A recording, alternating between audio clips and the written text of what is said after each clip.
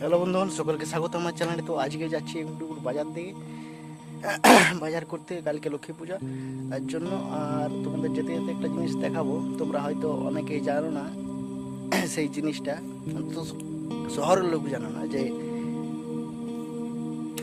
ওই জিনিসটা কিভাবে তৈরি হয়। তো সেটাই তোমাদের দেখাবো। তো বন্ধুগণ, তোমরা জানো এটা কি বটে?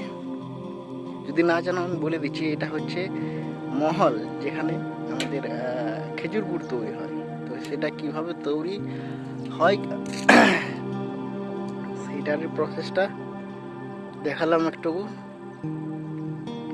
এই হচ্ছে খড়, আর এখানের মধ্যেই আমাদের গুড় তৈরি হয়।